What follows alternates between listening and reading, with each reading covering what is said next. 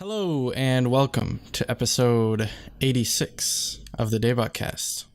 This is a weekly podcast where the three of us come together each week to talk about K-pop and whatever's current in the industry. As you can see, I'm back in the usual location, not my house, with the horrible lighting and everything. So at least we have this. Anyways, this week we'll be covering an album. And also releases, because it's releases month, or releases week. It's every month's releases month. Anyways, as always, I'm joined by Nate. I have something more serious this week, because BTS had a good message that I thought. You've shown me I have reasons. I should love myself. Single tear. Alright. Also, as always. I'll just say Discord's lit. Mucho lit. Discord is indeed mucho lit. You should join. Cooper can ban you now, so. Yeah, Cooper can now ban you, so don't talk shit about him. Only we can or do that, anyone else. We're the only ones above him. Yeah, that's true. He can't ban us.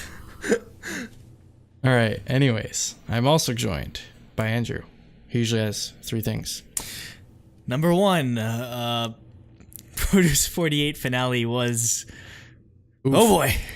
Nah, save it for the episode. We'll get to that tomorrow. Finale of or our final episode of Produce Cast is going to come out the same day that this comes, or the day after. Final episode of this season of Produce Cast. Season of Produce Cast. All right, well, I'll say that. Number two, on Friday I went to see The Dark Knight in IMAX because apparently that shit came out like 10 years ago, and I feel really old right now. I don't know. I've basically been reliving like my like early high school years. I binged through all of the Dark Knight trilogy. I've been spamming Call of Duty nonstop, and I've just been sleeping at like 4 a.m. So that basically like consisted of like my entire like high school like years. But no, Dark Knight in IMAX was incredible. Because me being a poor kid, not knowing like what that meant in 2008, like I thought I'd never get to see it again, but yeah, it was so worth it. I saw it at the drive-in. Of course, as you see everything at the drive-in. It's cheaper. You get two movies for $8. It's amazing. Oh my god, spoiled. Because $8 doesn't even get you in the door, like around here, unless you're like a kid. Amazing. And number three, like it feels really weird saying this now, just because like it came like 2 weeks ago, but I've finally ascended to a GTX 1080 Ti, and oh my god, the 4K-ness and like the fact that I can ray tracing, and the fact that I can like I can basically just render videos like a lot faster than I did before is just awesome. So, yep, saves time for me, and it's a huge it's a worthy investment because I'll probably be good for like the next 2 to 3 years. It's a great card, definitely. Yep. All right. I'm Jacob. Hashtag no blow note. Let's get on with this. Oh wait, don't you still have to? Aren't you still trying to? Don't remind him. I was hoping you'd forget. Anyways, you have to go. Literally, no one tweeted the first time. He didn't even tweet the first time. Checking if you don't. He didn't even tweet. No, not yet. I'm waiting for other people to do it too. I need an You won't even start your own thing. Right, you're waiting. This week I'll do it on the Truly Daebak one. No, do it on your own. I don't want to get blocked by Sunbeam. Truly Daebak, because we're gonna get blocked by Sunbeam. This is a movement that we are going to start at worst movement ever, which is Sunmi's Twitter, and also at Hyoko. You got to tweet to them that you want them to do a collaboration of the cover of the Sunmi song. I think of I usually think of it as the Korean title, which is Niga Nugu. Anyways, tell them you want that cover together. Please, someone do this. Like, please, just put him out of his misery at this point. I only have 400. We only have 400 subs, but we need to have this limited amount. Will grow one day, and one day we'll have 1 million people telling them to do it, and they'll do it. All right. Okay. Anyways, it's never gonna happen. With the review. Okay, we're reviewing BTS Love Yourself Answer, the finale of the trilogy. And it's a jam-packed album with 26 songs, but we're only going to talk about the new songs. Across 2 discs, damn! Like across seriously, 2 discs, yes. When have you ever seen that in K-pop? Honestly, Well, I mean, they did it for whatever the repackage of the last one. Can't remember the name. It's like IWTD or whatever. Never Walk What is it? Alone, or The Most Beautiful Moment in Life, or whatever the heck it's called. I don't know. One of those 2 discs. You got like Shiny does it, but yeah, it doesn't happen very often. So yeah, let's get into it. We start with Euphoria, which is Jungkook's solo. It's a really solid vocal showcase. It's got that Chainsmokers style drop that I like, that you guys hate. It wasn't. It didn't go full on Chainsmokers though. I appreciated that. Like thematically, it's very similar, but it didn't go. It didn't go 100% in that style of drop, at least to my ears. Yeah.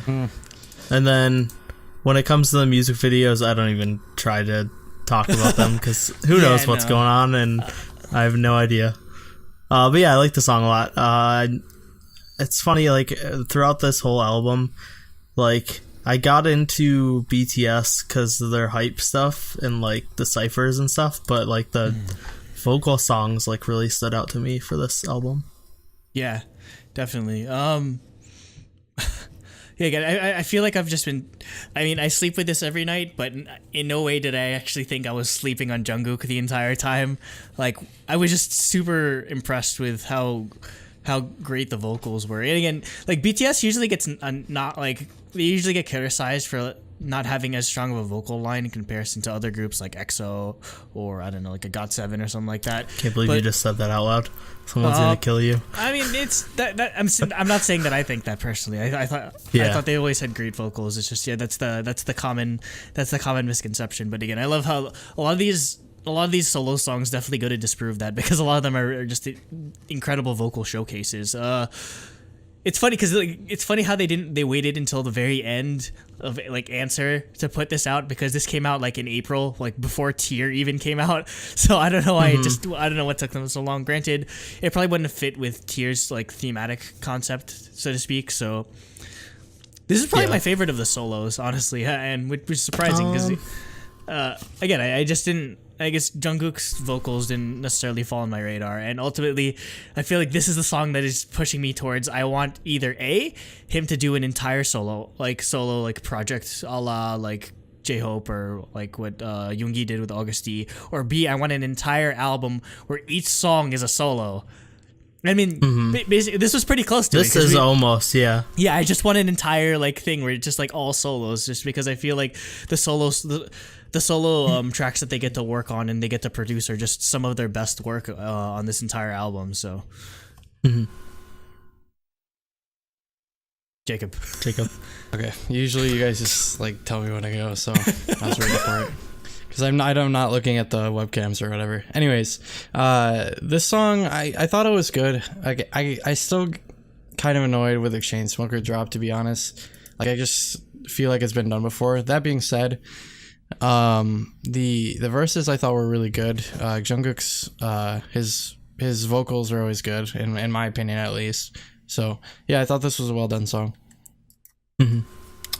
Next is Trivia Just Dance. So Trivia is the rap line solos, basically. This is J-Hope's solo. It's just like a fun EDM hip-hop song. It fits really well with his other solo stuff. The instrumentals really stood out to me on the song, though. But yeah, overall I like this one a lot, too. Talking to Flixer from our Discord, he was kind of expecting, like, because if you've listened to their previous albums, just a lot of his solo stuff is a lot more emotional and fits a lot more in line with BTS, is sort of aesthetic. But this, if anything, this fits a lot more in line with his like mixtape, which I really enjoy. Yeah. Like, I didn't enjoy every song, but I definitely did enjoy Daydream. So I'm glad that he got to like do a song that's sort of similar in style to Daydream, and I'm guessing this it's cool for him to sort of use his solo stuff as sort of an outlet to do stuff that doesn't sound Bangtan necessarily, because again, if you listen to this, you don't really think, oh, this is BTS. at least to my eyes, or at least to my ears, I just think, okay, I immediately like resonate this style with J-Hope. So obviously I'm gonna be a huge fan of anything with like a future bass, like really like sick drop. So yeah, I really want him to keep doing this style of music, because I feel like it's a really good outlet for him, and I think like it's sort of, I know he's probably known for like more of the emotional stuff that fits more in line with like BTS's music, but I really think that this is his specialty, and I think this is where he really shines. Yeah, so I actually enjoyed this song a lot as well. Like usually J-Hope's voice sometimes can be a little like jarring or annoying to me sometimes. Just yeah, exactly. I thought he sounded good in this song though. His rap flow was good. The beat was pretty good. It was overall I think this is his like best solo song in my opinion. So yeah, even better I than enjoyed Daydream? this one. Yeah, I like this one a lot actually. Yeah, I could probably agree with that, honestly. Yeah. Next we have Serendipity, the full-length edition. So this is Jimin's solo. It's the full version of the intro from Her. And I'm really happy we got a full version of this. It's probably one of my favorite songs from that album. I just love Jimin's voice, and his high notes are so good. That's one of the first things that stood out to me from like any BTS stuff. And yeah, so this is just like a chill R&B song, just showcasing Jimin's vocals. But yeah, it's up there for one of my favorites. So I'm glad we got a full length version of it. Yeah, I mean, I think we were all in agreement that we enjoyed it when we first covered "Love Yourself, Her." So yeah, obviously this is just ultimately adds a second verse. So yeah, I'm glad. Again, the complaint that we have like 90% of the time is like when we hear a really good intro, it's like, damn, I wish this was a full song. So I'm glad they're actually giving us these full mixes for once. Yeah. Yeah, this actually might be one of my favorite songs. Like, just overall, it feels the most like I guess fresh on the album. It's not just kind of pandering to like more American styles as they're trying to, make it in the American market. I think this song sounds the most it sounds the most BTS, I guess, and it's not just them trying to like go with the trends, I guess. I think this is the least like that, I mean. So I really enjoyed this song a lot. Jimin's vocals are really nice. Like, he's got this like sort of like, what is it, like a high like register, I guess is what you call it. Yeah. And it's sounds really nice. So yeah. Yep. Next we have Trivia Love. So this is RM solo. This one was a little disappointing to me. I didn't hate it, but it didn't go as hard as I wanted. Like, his skills are still like really good, and it's still apparent that he's really a skilled rapper, but I just prefer the more like faster rapping style. I do like the piano line a lot in this song though. Yeah, I can understand that sort of like flaw in it, but I mean, I still, RM is just someone that has a really like deep rooted appreciation for like old school like hip hop, which is why when you see him do a lot of his solo stuff, that's kind of the style he trends towards. So yeah, I definitely I enjoyed this a lot. Yeah, his flow is considerably unmatched, at least among the rest of the members of Bangtan. And I mean, he even does like some of like there's even like some singing parts that he does too. So I'm glad, like it's cool to see him tackle that aspect of it too, where he's usually just sort of boxed in as a rapper most of the time. So yeah, I mean, I forget, has he gotten like a full mixtape? I know he's gotten solo songs before, and I think he's done 2 mixtapes. If I recall correctly. Correct me in the comments, by the way, if I'm wrong. Yeah, I mean, it's just he hasn't done any in like a while, honestly. And considering how much they've been pushing, like both with Yoongi and Augusti and J-Hope and his mixtape, I'm surprised they haven't sort of given RM a push. Considering I feel like he's the most high profile member of BTS at this point. So like a lot of people I feel like just to be hipsters, they kind of like, RM's not my favorite rapper in BTS, but for me, honestly, I think he's it's not easily even the close. best. Yeah, it's like not even close. Like Suga's really good, but I still really feel that RM is like easily the best. Like it's not even a contest. Yeah, when he does when he does like the songs that go in a lot, it's like I feel like 90% of like the rapping is just like on his shoulders. So I'd be interested to see him do another mix once they're done with this goddamn like Love Yourself trilogy and the world tour and everything. Maybe then he'll actually have time to work on a mixtape because they've just been working nonstop. So yeah. I actually really enjoy the song. Like Andrew said, I like the like old school hip hop vibe. I love when they revisit that kind of stuff with like with what was it, outro Her? Is that what it's called? Yeah, Her. It reminds me of that song almost exactly. So you can definitely feel the influence. That one was easily my favorite song on Her. So I really enjoyed this. I do agree with Nate that I wish we would have gotten a little more like I guess to see a little more of his like technical chops as far as like his rap game goes, but I still think the song was really good though. Yeah, I didn't hate it. Yeah, I was expecting something different, I guess. Next we have Trivia Seesaw. So this is Suga's solo. At the beginning, I'm not a fan of how like lethargic he sings. That's kind of his style when he does solo music, honestly. Yeah, and like, but like once he starts rapping, the song like really improves in my opinion. Like it really picks up, and even like after that, his singing isn't as bad. It's just that very intro was like really, I don't know, lethargic and just not something I enjoyed listening to. But overall, I like the song a lot. I love the mix of guitar and synth as well. I thought it was a really good mix for the instrumentals.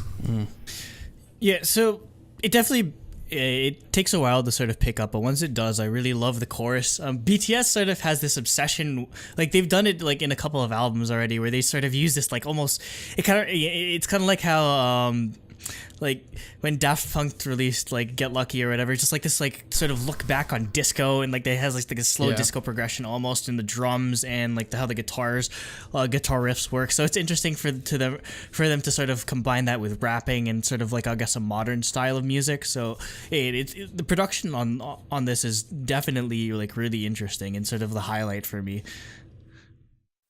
Yeah, I actually of the three trivia ones, I think I prefer this as a song the most.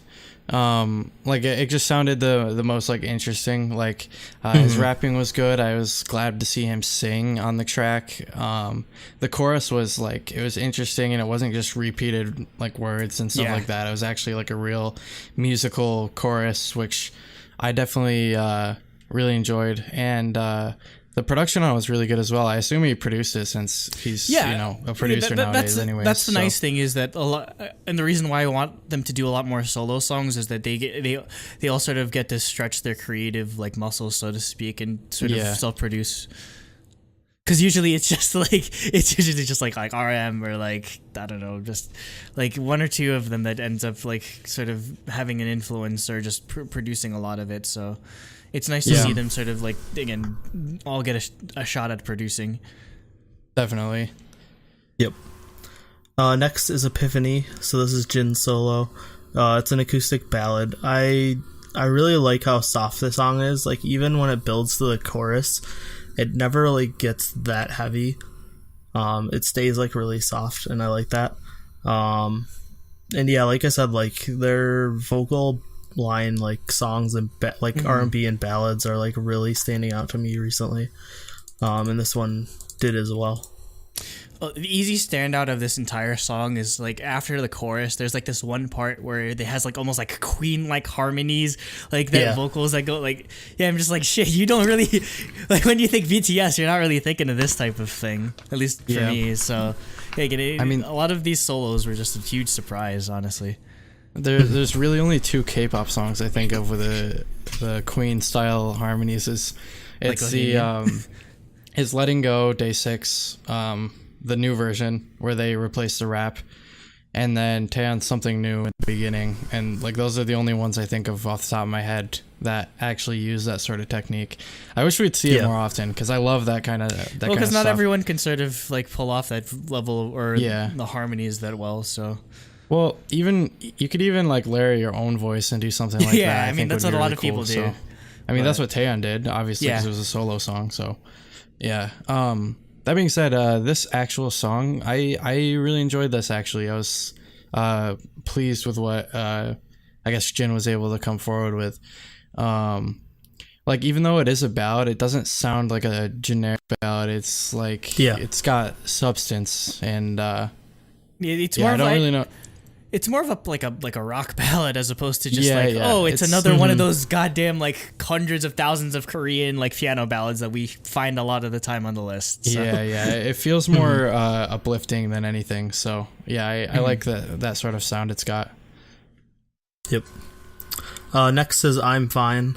I love a cover of the Taeyeon song. That's I'm Fine. I think. That's not I'm Not Fine. Or what? There's I'm Fine and fine? I'm So Fine.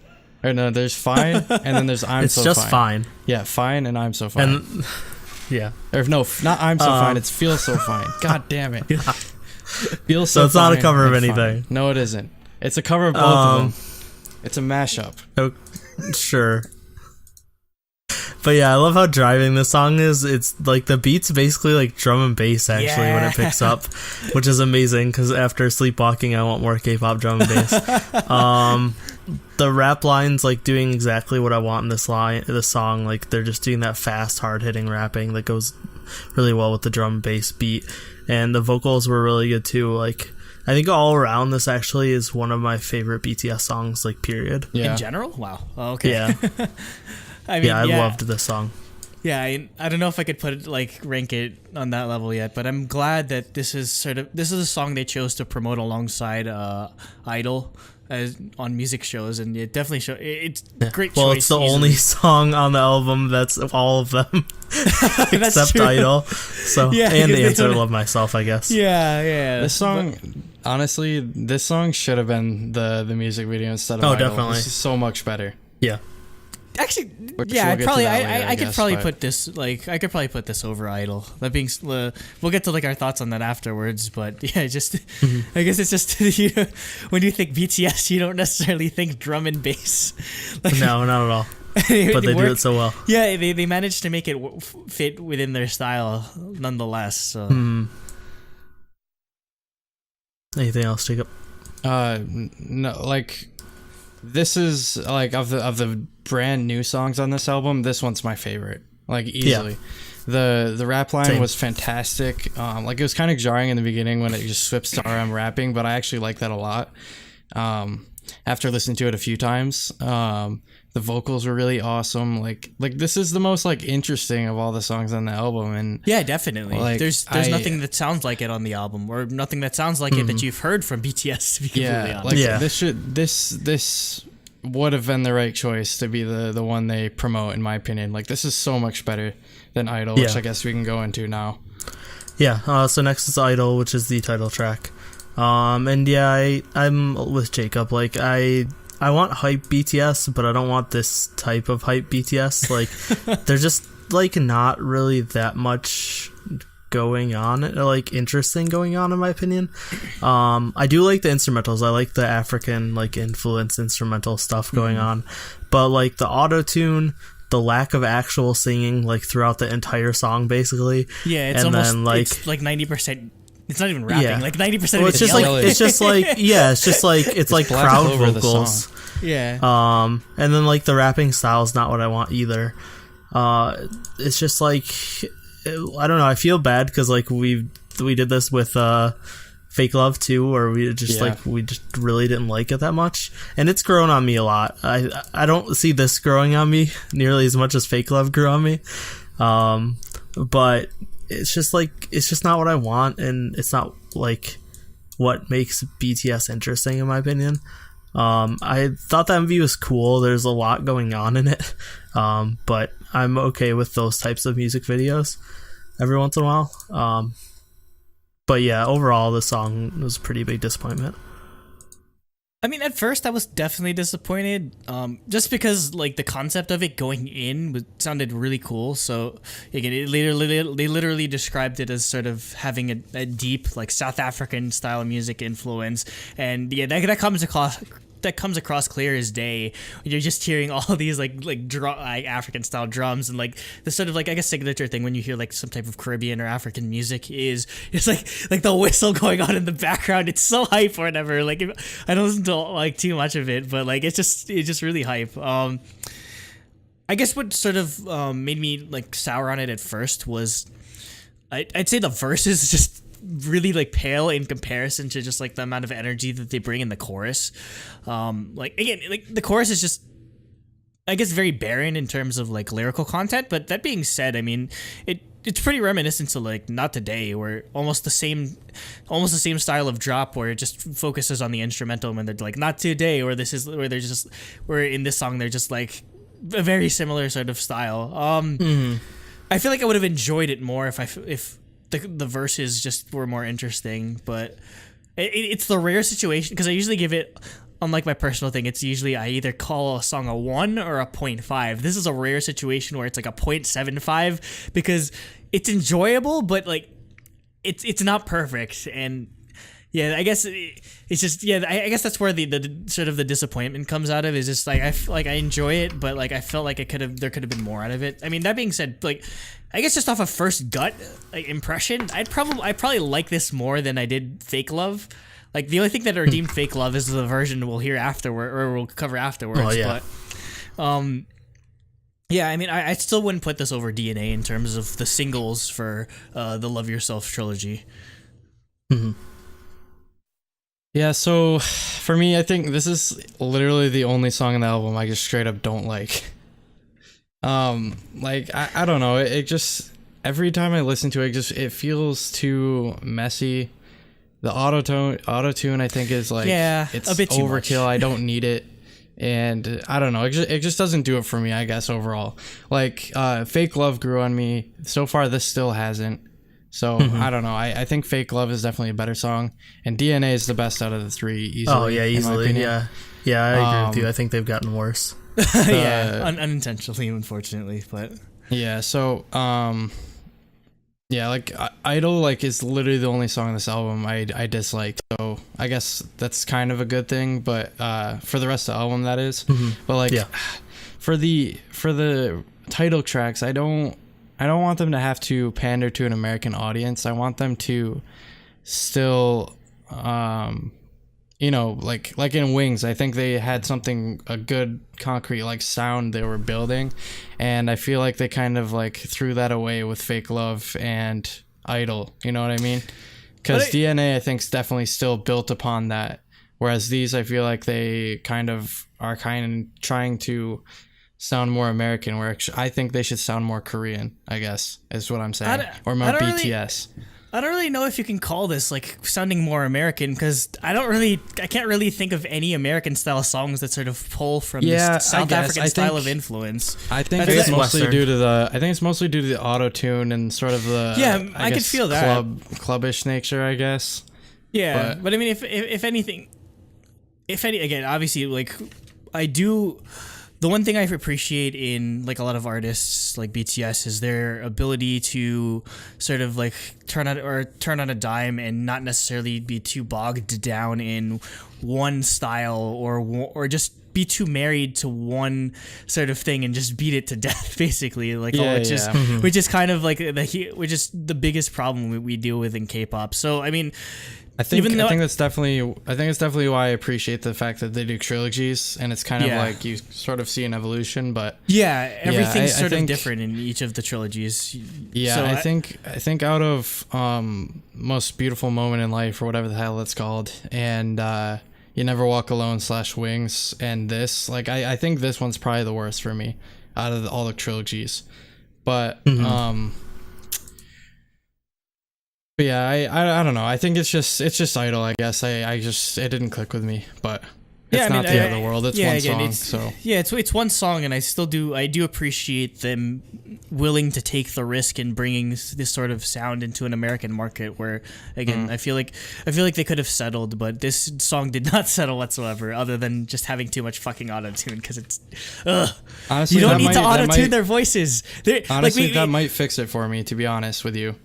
Like, it definitely would help a lot. we explained like a lot. Need to hear like it first, though. like all the solo songs are just like, oh, their vocals are so good. Their vocals are so good. It's like, yo, what the hell is this? You don't have to hide any of their vocals behind the autotune. I know it's a stylistic sort of choice, but it's way too it was played out in like 2012. You guys can leave it back there, honestly. Yeah. Next, we have Answer Love Myself. So this is the outro, basically, for the whole trilogy. I like how soft the vocals are in this song, while it's still like a pretty driving song, if that makes sense. I thought it was a great mix of the vocals and rapping, and I thought like they matched it really well. I thought, I just overall, I thought this was a really good end to the trilogy. This was written in part by someone named Connor Maynard, who is a UK-based like R&B, like a singer, songwriter, producer sort of thing. So he was involved in this.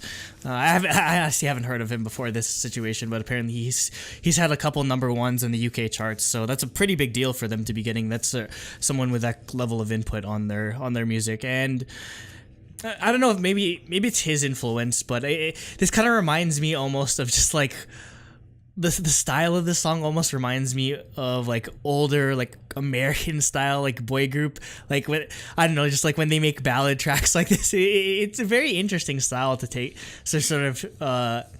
on, and yeah, I enjoyed the song and I enjoyed the message definitely. The vocals again are just stand out, and it's again, I feel like it's almost like the vocals are just the showcase in this entire album when it comes to all the new music. And it's almost like, for a group that's like almost predominantly rap heavy, for songs that have almost predominantly or exclusively rap, again, it's just maybe that's why it's just we haven't been exposed to their vocals as much, where when they really get to show it shines so excellently. So yeah, I was a really big fan of this song easily. Yeah, I on first listen, I thought it sounded a lot like Spring Day, which I actually liked a lot. Okay, yeah, I can see that. It sounds like it's definitely something that they'd use as a concert closer for sure. Where they kind of like spread out to different parts of the stage and just like sing to the crowd, basically. Yeah, they're very conscious about like the sort of like ordering or sort of like construction of their albums, and that's very evident. With that's another thing I appreciate, is that they're building an album, not just a collection of songs. Yeah, which is what a lot of K-pop does. But whereas they have intros and outros for almost every album. So yeah. So yeah, I enjoy that sort of that amount of I guess thought that goes into it. But yeah, this was cool. Their vocals were good, and I enjoyed the song. So yeah. Yeah. Okay, let's get into the fun stuff. Disc 2. Next is DNA Pedal 2 LA Mix. And holy fuck, oh my God. It's a hair metal song. And this is probably my favorite K-pop remix ever. And I need a metal remix album of BTS songs, or just K-pop songs in general right now, because this is utterly amazing. I basically said it's like if Guns N' Roses or Twisted Sister had a baby with Bangtan. And apparently the reason why this exists is because this is their live band. And so I'm just like, if this is the version of DNA that they play at their concerts, one, ooh, that's gonna be amazing. That's one, that's gonna be amazing, and two, I can't wait to hear like all like the 13-year-olds like, yo, what the hell is this? They're just like, what is this kind of music? I mean, because I mean, hey, I wasn't even born when 80s hair metal was around, but I do have an appreciation for the style of music that they're going for. So, just like when I first heard this, I was almost in disbelief, because I'm just like, of all the things that, or of all the styles of music that they could have remixed DNA into, like 80s hair metal was about the last thing I expected. So yeah, it's easily my favorite remix or mix of any BTS song. And wow, oh man, that's definitely a big reason to see them live, just like the live mixes, because I know, yeah, they have a full band accompaniment for whenever they do their concerts, as opposed to just using like MR. So. Again, that's another like sort of thing that differentiates themselves from other artists. So when I was like, honestly was super taken back when I first listened to this. I whoever like decided that, hey, we're gonna do all these rock remixes, give them a raise and keep doing it. Because honestly, it's amazing. Because like that's one of the reasons why I first liked BTS back in the day. Like in like, what was it, like 2013, 2014, when I first found them. Like it was a lot of rock I liked that they had more of a rap rock sound, more towards the rap side. But yeah, I like that they had that sound at the time, and I think this definitely takes them back to that era, which I enjoy because I guess that's what I first got into BTS for. Also, the guitar solo in the middle, amazing. Oh my god, I love that so much. They had dueling guitar solos. It's so sick. Yeah. When have you ever heard of dueling guitar solos in a K-pop song? Never. Never. So good. I want to see like Day 6 do something like that. Like in one of their songs. No, if Day6 does it, they have to like dress up as like 80s hair metal. Like I need Jay to like a long fucking mullet. Or they can use that as their cross-dressing stage. Yeah, because every boy group has to have one. Okay, next is Fake Love's Rocking Vibe remix. So yeah, we talked about this a little bit. I think we talked about this on releases actually. Yeah, we covered it on our releases prior. But yeah, this is like 10 times better. Yeah, it's just a much better version. I like the acoustic guitar opening, and then like it goes into the driving electric guitar. Like it just adds so much feeling to the song. The song like belongs as a rock song. Yeah, like, I don't know why they did else. what was the original like idea of the first mix? Because it's so weird. Because when you hear it, it's like it sounds way more natural, or like it sounds like this is what the song should have been the entire time, and they never should have been fucking around with like making it more of like a, I don't know, like sad rap song. I don't know. Yeah. I can't really describe what the original Fake Love is, but like this I get like instantly. Yeah. Like, for me, like, this makes the song 100 times better. I love this version of the song. I think, like, changing from the, like, sterile electronic, instrumentals they were using before to this, like, you know, lively electric guitar and an acoustic guitar, like, combo or whatever, I think it's fantastic. I think this definitely fits the song much better. Yeah. Yeah, and what really brings it in, like, or, like, sort of makes this song infinitely better is the drum track is just incredible on this. The only thing I would have added, I guess maybe it's just a sort of thing where like hindsight is 2020. After hearing the there was this like American like metal group that sort of did a metal cover of Fake Love. And it had like a really like awesome like, I'm so sick of this fake love, fake. Like they had a screamo, like screaming unclean vocal section, which they kind of have in this song. But I felt like this song would fit perfect as like metalcore and just like you imagine like mosh pits. Imagine mosh pits at a BTS concert. A bunch of 13-year-old girls beating the shit out of each other. It's just like it's like bumper car. Yeah. Oh man, that's really funny. I'd love to see that, but yeah, like overall, like I don't even listen to the other version of Fake Love anymore. I stopped like, listening to the original version. This is the only version. Like this is the official version. Like we're declaring it right now. This is the only version. Yeah, pretty much. It's like how you don't acknowledge that Avatar: The Last Airbender movie exists. You just acknowledge that the TV show exists. just pretend it never happened. Yeah, exactly. Next we have Mic Drop's Steve Aoki remix, the full-length version. So I don't have too much to say about this. It's more Mic Drop with just some like Steve Aoki remix instrumental sections in it. And no Future, so that's always a positive. Yeah. But yeah, I like it. I still like the song. It's just like a longer version. Anything else from you guys? No, I'm good. Nope. For me, I still like the song. I think it's good. But can Mic Drop die yet? It is. Isn't it still on like the top 10 or whatever? Yeah, it is. I'm like, dude, why do you keep listening to this? Yep. It's like you and freaking like Heartshaker. There's like Heartshaker again. There's somebody. there's some poor bastard that just like, I need to get this song in the top 10. They're just like they probably like go to work and they leave their computer on like the loop like constantly. God. Yeah. And finally, we have I-DLE with Nicki Minaj feature. Yeah, I won't talk too much about the song itself because I talked about it already. But I do think Nicki's verse like improved the song a lot. It gave it more of a unique feeling. And I'm not usually a huge fan of Nicki Minaj, but I thought it did help. They probably picked the worst time to do a collaboration with Nicki Minaj. Yeah. So for those of you that live in just the K-pop bubble and aren't paying Like me.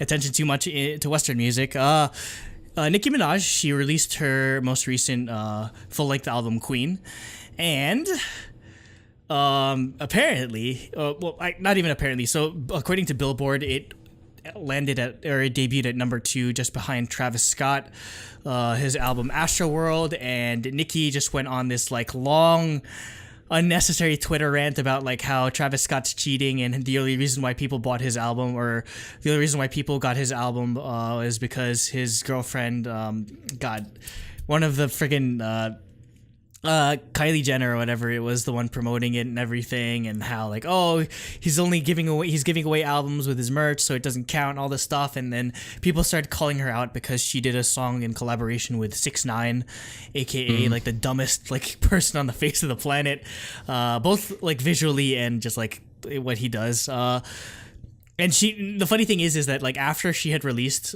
Queen, just because she like needs the clout of collaborating with 6ix9ine, she added, like, you can only do this shit with like in the era of Spotify and Apple Music. She added the song that she did with 6ix9ine onto the album. Like that's so After the fact.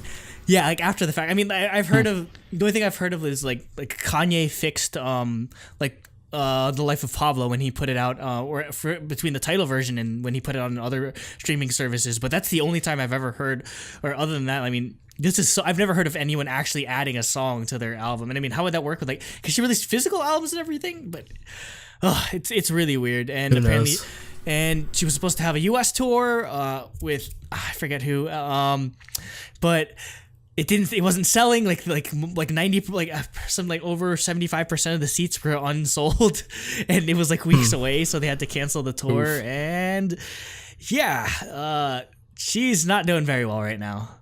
That being said, Nicki's still a great artist. Her feature verses are legendary. I mean, she has a feature on Monster by Kanye West, which I feel like was sort of my favorite feature by her.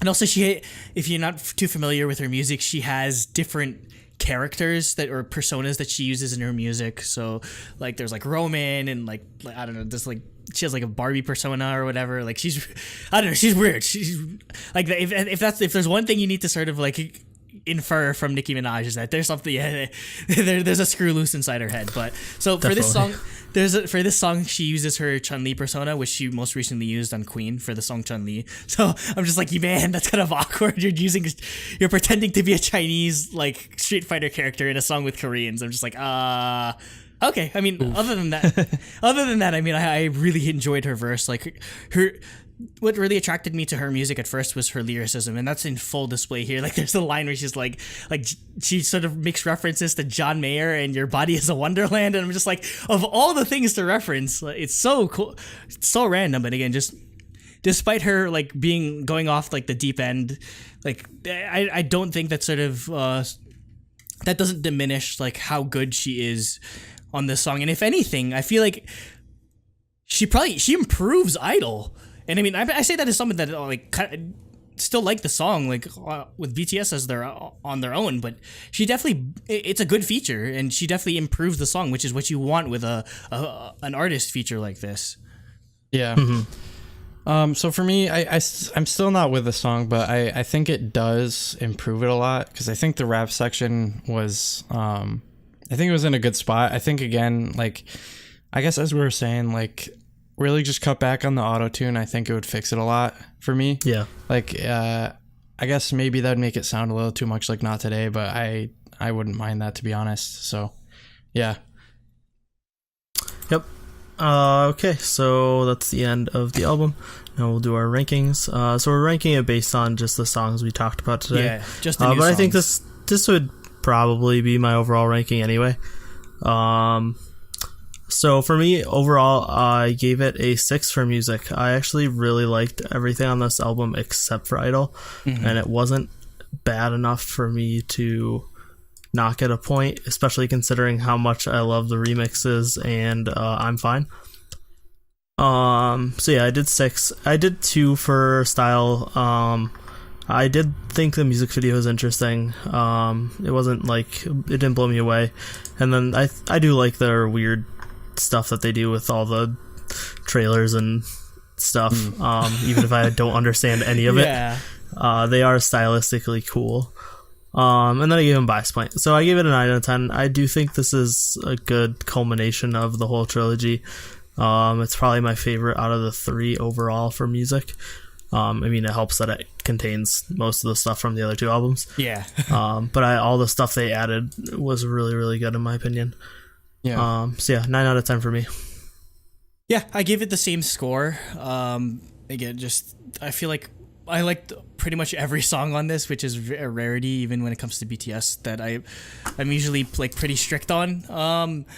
I probably wouldn't put it like musically. I don't know if I'd be able to put it above her just because I really loved her, but this is definitely above tier for me. Yeah, in terms of concept, I couldn't give it like a full marks there just because it's more of the same. It wasn't too bad. It's just like they didn't really knock me out of the park in terms of like the visuals nor the choreography. And obviously I'm gonna give him a bias point because I would be kidnapped and held hostage for 500 days if I don't give them a bias point or don't admit that I have a bias or I like BTS. So yeah, 9 out of 10, which is it just goes to show like the quality that they have, that even if we're not necessarily, even with something like Tier where we sort of like we're harsh on it, like they're still able to bounce back and sort of provide all these amazing new songs. Yeah, so for me, I gave it a 5 out of 6 for music, just because like I feel like I-DLE really drags it down. Like I liked all the other songs, but I don't know, it just really drags it down for me, so I feel like it deserves the dock of the point.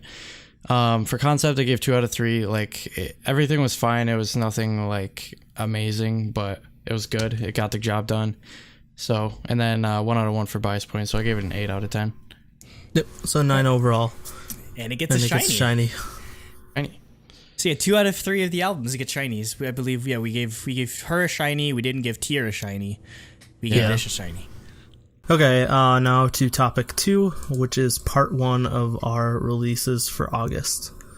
And before we start, as always, I'll go over the songs that we reviewed, or like the albums we reviewed, so that you don't question why we're not talking about certain songs. Yeah, we're not avoiding BTS because we literally just covered that.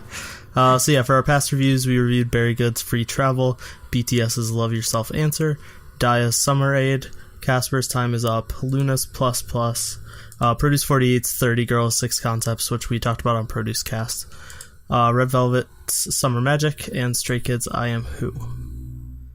And moving on to the first release, we have (G)I-DLE's digital single Han Alone. So for me, I didn't like this song as much as La Ta Ta, but I still like it a lot. And the one thing that stood out to me is the hand choreography is insane. That seems to be their thing, like, because if you look at La Ta Ta, that's sort of like it's kind of like this almost like Indian, like inspired, like sort of thing, which it's kind of like their motif that they're going for. Yeah. Do it. Yeah, I don't know how to do it, but I'd say the choreo is definitely stand out. I'd probably be in the same boat that I didn't like this as much as I liked La Ta Ta, but I do appreciate that they're not boxing them into, okay, you're going to be a 4-minute clone for the rest of your life, because this sounds pretty unique. And again, I'm glad that it's not, they didn't turn, at least this one isn't really Jun So-yeon and Friends, where almost everyone just gets an equal sort of amount of time in the center. Especially, I appreciate a lot of, like, there's an abundance of Yuki, so I can definitely appreciate that. I actually really, really like this song. I think I like it more than La Ta Ta, to be honest. I think Maze is still my favorite (G)I-DLE song, though. Yeah, but probably. Yeah, because that song is amazing. But yeah, this one is really great. I like the sort of like desert Egyptian concept they had for the music video. I thought that was pretty cool. Yeah. I wish they would have actually like gone to the desert or something. I think that would have been really cool because it was like easy. It was easily you could tell it was a set. But Yeah. that being said, it still looked nice. It was good production value and stuff like that. I was also glad that so Jun Soyeon she starts out with the do you remember So and deep. then and then I like that when they reintroduced that part of the song towards the middle that Sujin was the one that did that part and they like switched it up. So yeah, that's I thought that was a really nice touch. Like, again, it's almost like they went to prove that like, okay, this we're not gonna format it or CLC the shit out of this. Yeah. Next, we have AKB48's single album Sentimental Train with the title track. So for this, I liked it. It's still pretty standard J-pop, but it helps that it's not just a giant group of Japanese girls that I know nothing about anymore. Because a lot of Produce 48 members are in it, especially Nako, who's the best. Nako-chan! She's so small. Yeah, she's so tight. Like she's not over 5 feet. That's incredible. Yeah, she's 4'11". Oh my god. Anyway, I mean, I think it's gonna be obvious that we're definitely gonna cover AKB and other groups when relevant in the releases list. So whenever they have Produce 48 members. So this song is actually pretty old. It's actually like 3 months old. It's just they didn't put out the MV came out this month, and the single came out or in August. Single is coming out sometime in a couple of weeks, which I ordered 2 versions of because I'm crazy. And so like the story behind this is Matsui Jorina won the Sosenkyo and was supposed to be the center for this 53rd single. 53 singles, that's insane. And due to just stress and just like really bad health, she has stepped away from SKE48, which is her main group, and any 48 group activities, which is why she had to drop out of Produce 48. So spoilers, sorry if you didn't watch that already, but that shit was like 4 months old. That's so best spoilers. To my understanding, they filmed this without her, and once she's healthy again, they're going to refilm the entire thing and redo the entire like music video with her. So they sort of play into that with this song where it's just they use a lot of storyboards and they sort of like use clever camera tricks where it's like, oh, it's supposed to be Jurina, but like it's like the back of her head or whatever, or they sort of like do like a 3D model sort of thing. So yeah, I appreciate it that they're not. And also, I talked about this with Nate on the Produce Cast, but I don't think I mentioned this before to you, Jacob, but the cover or the limited edition version of cover which is usually like the reserved for the center, it's empty. Yeah. So yeah, they definitely interesting. Because Jurina's not there. So is it just blank? Yeah, it's just blank, and it's like a picture of like clouds or whatever, and like a sort of like a window sort of thing, which is like the thematic thing. That makes it. Yeah, I did enjoy this song. It's super emotional, I guess, just because Jurina's not there, and I hope she recovers and comes back soon because she's easily my favorite now. Yeah. I thought it was nice to see all the AKB48 girls that we got to know on Produce 48. Like back in, I guess, their native environment, so to speak, in AKB. That being said, none of the songs really blew me away of the 3, but I definitely appreciate seeing them, like, I guess where they came from. So, yeah, I enjoyed it. And if you're interested, the Produce girls in this were Sakura, Mutatomu, Takahashi Juri, and Yabuki Nako, obviously, so... Next, we have another AKB48 song, which is, I think, a B-side off of this. Yeah, which Andrew can song. Pronounce, because Japanese. It's Sandal Ja Deki Nai Koi.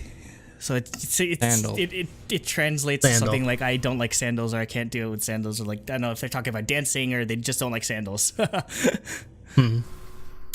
yeah, I'm the only one that had thoughts on this. I included this, for the singles that come out after the Sosenkyo ones, it's usually it's like 1 to like 17-ish is that's like the Senbatsu group, and then like subsequently like each like group of like whatever or so, they each get to do their own singles. So this is one of the coupling songs, as they call them. I love this one because it has it has like Shiromamiru, it has Iwatate Saho, it has Kojima Mako, and also it kind of reminds you of like, it's like a really like sexy Latin vibe to it. I don't know. I can't really take the concept of sexy Kojima Mako just because I keep thinking her as the cute girl that wore a freaking raccoon costume in her introduction for Produce 48. But she's excellent in this. Yeah, it's just I really love the vibe of this song, especially. And finally, we have another AKB48 song.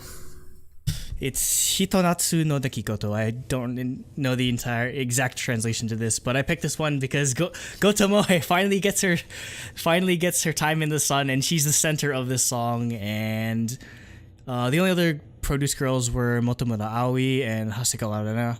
And also, just a sort of interesting thing, because you know how they have sister groups in other countries like Thailand and Taiwan and like the Philippines and that sort of thing. A member of BNK48, which is the Thai sister group, actually got ranked high enough to be included in this. So that's pretty cool. I didn't even know the sister groups were the non-Japanese sister groups were eligible for Sosenkyo. So that's pretty cool. Yeah, I didn't either. Imagine if fuck it. Imagine if iZone is eligible for this. Eligible. IZ*ONE. Or like IZ*ONE. Or whenever they do a Korean branch. Yo, that'd be like insane. all Imagine freaking, I don't know. I don't want to spoil, but like imagine like a Korean like member of IZ*ONE like being eligible for Sosenkyo. Yeah. Imagine how hot, with how popular K-pop is, like they would make it into Senbatsu like immediately. Oh yeah, definitely. That actually would be crazy if they counted IZ*ONE. Yeah. It's a sister group technically, so Yeah. Okay, next we have Alike, which they have a debut digital single, Summer Love. So for this, it actually stood out to me. Obviously, it's a Tropical House song, so I love them. It's just like a fun summer song, which I love. But I thought that the vocals really stood out, and the guitar riff stood out to me as well. Yeah, so I thought this was a pretty good debut. It's the most like guitar heavy tropical house song I've probably heard ever, which you normally wouldn't think would go well, but yeah, I think that's what sort of made it stand out to me. It's just, it didn't sound like every tropical house song that's come out within the past couple of years. Yeah. Yeah, that's the big thing is I think even though they did do Tropical House, it still sounded nice and fresh. I like that the vocals were nice, like in front and center on this track, which I always enjoy, because I feel like for me, vocals are definitely the main like showcase on a song, in my opinion at least, or for my taste. The music video didn't look too low budget either, so I really enjoyed them. So I hope they come out with more stuff soon. They had enough money to go to like a beach and do like a location shoot, so they must not be like a poor group or something like that. Yeah. Next we have A-Soul's Soul Girl, which I assume is a single. I'm not sure. No, it's one of the B's. It's one of like the album tracks off of Asobi. Okay, so it's an album track off of Asobi, which is one of her older albums. Well, no. It's the one that came out like this year. So I should be receiving it soon. Like the physical version. Yeah, mine shipped eventually too. Yeah. But yeah, I loved it. I don't think she's put out bad music, so that's all I really have to say about whatsoever. It. I love her dedication to like her specific aesthetic, where she like low pass filters the shit out of this song, and like the video is like really like 90s like potato quality camera. So I feel like she really nails down the visual element of all her music, and they're inseparable at this point, honestly. Yeah, I really like Asol's music. I think this sort of aesthetic I like better than the last one where it's kind of just her in a bikini the whole time. That being said, I guess my impressions of the song were, wow, this is lo-fi AF. Yeah, it's like it belongs on one of those lo-fi playlists that you play for studying. Beats to study/relax to. Yeah, exactly. But we love Aso here. She has a sticker. Yeah. She gave me a sticker that says "Thank you, Andrew Lee." So I love her forever. We're the biggest Aso fanboys. Basically.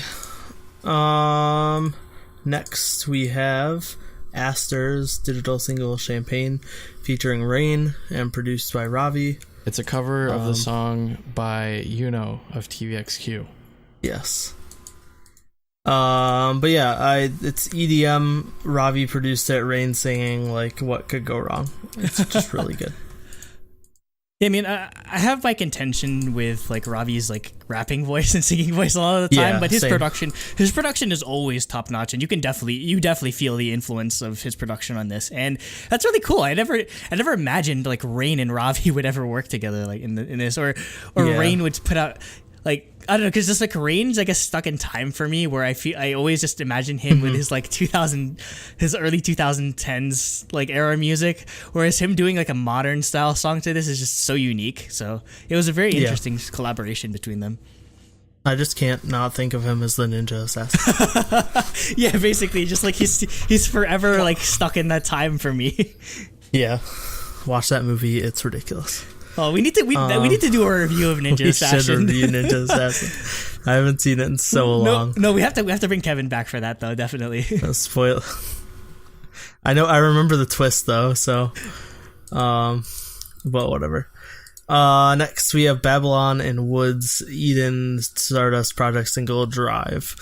So for this it's a good R&B song, but I really, really like Woods' voice. It's like, I don't even know how to describe it. Like for me, it sounded like he was channeling like the spirit of Michael Jackson. Yeah, like, exactly. It sounds like Michael Jackson. Yeah, I was just like, wait, what? Like I know they're doing a lot of MJ tributes in K-pop, but like what? Maybe it's like, did you hear about that story? Sony admitted that on Michael Jackson's posthumous album, they hired a Michael Jackson like voice impersonator to do 2 of the songs. Oh, really? Yeah, there was a huge. It's like a huge blow up for Sony Music, and I mean that's not surprising. But I mean, like props to that guy for being able to freaking like impersonate Michael Jackson in the first place. That's hard, but still, yeah. That's definitely just a compliment to Woods in terms of his vocal talent. Like when you're getting compared to Michael Jackson, that's probably the best compliment you can ever get as a vocalist. Yeah. Next we have Baekhyun from EXO and Loco's station single Young. I thought it was just a really nice mix of their voices and styles. It just really worked well together. Yeah, like you wouldn't know. Like Baekhyun's style is a lot. He loves a lot more of like the ballad tracks when he's doing like his own thing, but you can definitely feel the sort of influence that Loco has and going, I guess, a bit more hip hop. So yeah, it was a really good blend, and I just really love the concept of Station Zero, where they're just a lot of like high profile like artists that they're collaborating with that aren't under SM. So it's a great continuation. Yeah, I thought the song was really cool actually. Like it sounded like an EXO song, not just like a Baekhyun song to me, which I thought was pretty cool. Loco's rapping was also pretty good. So yeah, I really enjoyed this. Next we have Big Flow's mini album Emphasize with the title track Upside Down. I mean, it's very rare for us to like mark down boy groups that we're not necessarily familiar with, but I really appreciated this song just because 1, brave sound, 2, it's just super funky, and 3, their choreography was really good because they have a lot of members, so they could basically do like what 17 does and just like do really interesting sort of set pieces with their choreography. So yeah, I mean I know absolutely nothing about Big Flow. If you know anything about this group, please like educate me in the comments below, because I was very intrigued after hearing this for the first time. Well, Uijin, the center for UNB, is in this group. Oh, he's from this group? Oh, that's okay. Maybe. Yeah. He was in the song. Oh, okay. Maybe that's why I sort of, because I like UNB's music, so. UNB. Next we have Blackpink's Japanese version of do. Quote, I keep it lit like a matchstick. Bitch, I'm a star, but no Patrick. Oof. Why do you do this, YG? So bad. Like, is he trying? Like, are they trying to like see what they can get away with, like giving like Lisa in terms of like ridiculousness? Like, because this isn't the first time they've ever said anything like ridiculous in like the Japanese releases, which half the time are just like them singing in English because they I don't know how well developed they are in their Japanese pronunciation, but Oh boy. If any of this like leaks into their English debut, I swear to God, please make SpongeBob references. No, keep doing it. Keep doing don't it. Don't do this to them. Yes. Please don't like I like imagine like Lisa like every time they have to like perform in Japan, it's like why the hell am I what did I do to deserve having to say this in front of a crowd of fans that actually appreciate our music? I like it. It's fun. My God, so dumb. Okay, next we have Brave Girl's digital single Rollin', the new version, because Brave Sound can't put out real music for them for some reason because they're horrible people. But I thought that I like this version. They took a flawless song, they added some sexy sax and piano to it, and made it more tropical house-ish. It's still flawless in my opinion. I guess my only complaint would like the music is flawless. Like anytime you add sexy sax to a song, that just makes it 100 times better. My only complaint is that like the music video is a lot more lazy because it's just like we're gonna go on vacation and film it and call it a music video type of thing. So Brave Sound can't even give them a new song. So you think they could give them a new music video? Does Brave Sound has a dungeon? Basically, they're spending all their money on Samuel. So. Yeah, that's true. That's true. Because Samuel has had how many comebacks in like 1 year? He's getting a fucking light stick. Does Braver Girls have a light stick yet? No, of course not. Oh SNSD doesn't even have a light stick yet. Imagine if OGG gets a light stick and like the main group still doesn't. So we'll see. No, I'm pretty sure it's going to be a main group one, but yeah. Then they don't have to release a separate Taeyeon light stick, a separate. I want a Taeyeon light stick. Are you kidding me? That would cost so much money, and I would buy them all. Yeah, I mean, like, honestly, imagine maybe they will do that then, because that would make them a lot of money. The next time they do like OT8 or whatever, they have every member has a light stick. I'd go broke. Yeah, everyone's got one in between their fingers. They're like, yeah. Okay, do you have anything to say about Rollin', Jacob? I liked it. It's still the song I love. I think it's too hectic though compared to the original version, so I'll just keep listening to that. But sexy sax. Yeah, I see where he's coming from. The actual the backing track is it's way too busy, and it drowns out the vocals. Yeah. Yeah. Next we have Coco from Coco Story's digital single Sugar Cake featuring Microdot. So yeah, she's sort of going off on her own. She's normally with Coco Sorry, but I believe she makes star this solo. I'm not entirely sure, but because at the end of the music video, there's credits of people's names, so I'm guessing it is so. I love her voice always, just because she has a really sweet, serene voice, and this is probably the better Microdot feature that's on this list, because we'll get to one later that's just completely unnecessary. But yeah, I enjoyed her, and it's probably the reason why this exists is Coco Story just does weird as hell music, and this is probably just an outlet for her to just do regular music. So. Yeah, I thought this was really good actually. I'm also kind of curious what the thing that comes in the background. It's like a distorted horn or something. I'm curious what it is. Yeah, it's some weird sample. I thought it was cool. Next we have Crush's single Rio featuring Sifka and Byun-on of Balming Tiger. I don't know who Byun-on is from Bombing Tiger, but I love Sifka and I love Crush, so that's why I definitely marked this song down. Sifka is just excellent. She's always on the cutting edge of these experimental sounding songs, and this is probably the first time I've ever heard Crush just rap straight up and not, because he's mostly known for being a singer. So this was an interesting sort of new take on his type of music. So, Jacob. Yeah, I thought this was it was kind of weird because I don't really know how I feel about Crush's rapping, to be honest. I think I'd rather. He did good, though. Yeah, he did good. Considering the fact that he usually never raps at all, but Yeah, I don't know. It wasn't my favorite thing, but I really like Sifika's section of the song actually, and I kind of wish it was the whole song. Oh yeah, definitely. I mostly I just want more music from her. I know she's like busy touring and being like a famous ass model or whatever, but yeah. Next we have Doyeon from Wiki Wiki from King of Masked Singer, where she performed with Harney, who is another contestant that wasn't revealed yet. That's just the nickname. Password 486, which is a Yuna song. And then for her reveal song, she sang I'm Okay, which is Taeyeon. On My Voice. So good. But yeah, the duet like gave me chills. Like they're both really good singers, and it was just like a fun pop rock song.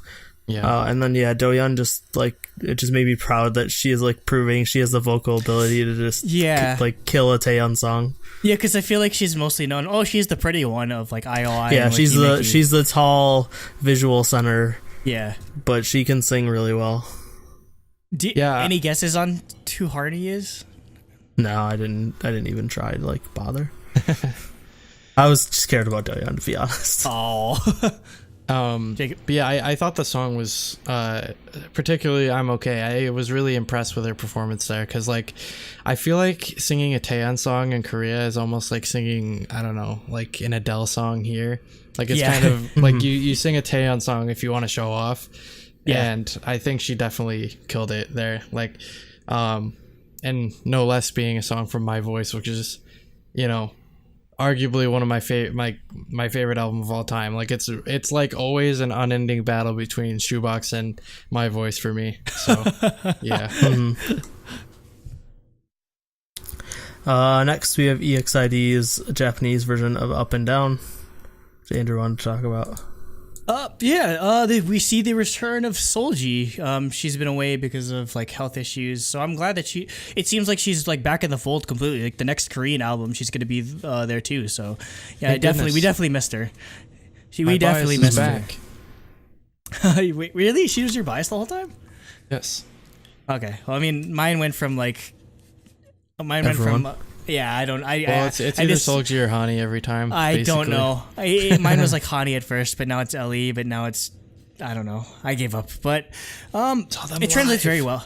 It translates very well into Japanese. LE does an excellent job of. She just raps almost exclusively in Japanese the entire time. So yeah, I really appreciate that. She's. It was a no-brainer for them to go to the Japanese market, honestly. And because of that, that means we have yet another version of the greatest EXID song in the entire world. We got a Japanese version of Cream. So yes, kill me. This is a victory for everyone. Yes, definitely. Literally no one. Nate, come on! It's your favorite EXID song, though. He's already moving on. Next is I-DLE's Japanese debut digital single Sign, featuring Jin Menusagi. Doesn't Usagi mean like rabbit or something? Usagi. Yeah, Jin Menusagi. Jin Menusagi. The bass in the song is ridiculous. The instrumentals are just so good. Yeah, I thought it was awesome. So, apparently the song came out, the original Korean version of the song came out in 2016, and she's just sort of remaking it for the Japanese market. The nice thing is that the Korean version, I believe, had a Korean rapper, whereas it's cool that she sort of brought on a Japanese rapper to do the feature verse on this song. According to Rob, apparently she was on the unit or something, or like I don't know, but apparently that's where she should have got her fame from, or like at least how, I don't know, she got more popularity out of. So that's cool. She's making her entry into the Mix 9. market. She was on. She was Mix 9. Okay. She was on the unit. I don't remember her name. Okay, she was on the bad show. She was not on the good one. Yes. Yeah, basically my notes were Rob has recommended I-DLE several times, so I need to check out more of her stuff because this was good. Yeah, definitely. Next we have First Bite's single Move Over, which Andrew wanted to talk about. All right, to explain this one, they are an American K-pop like dance cover group, and they have some connections or whatever, and they believe like they won like a contest and ended up going to Korea and do like a dance cover, and they put up a lot of dance covers on like Instagram and YouTube and everything. So yeah, they're sort of like making their transition from dance cover group into like actual attempting to make like K-pop style music. And apparently they have a lot of backing behind them. They have what's his name?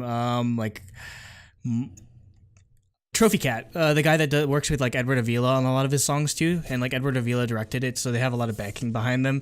I don't know the name of the girls, but I know the name of the guy is Eddie, and oh my god, this dude has so much sass in his dancing. Holy shit! No, yeah, he's really famous. I've seen him before. I haven't heard of him. For me, like I think their dancing and everything was really good. I think for me, it's a little too like feminine. I guess it takes me back a little bit if a guy is dancing so femininely, but. I mean, that being said, I think they did a good job for what they're trying to accomplish.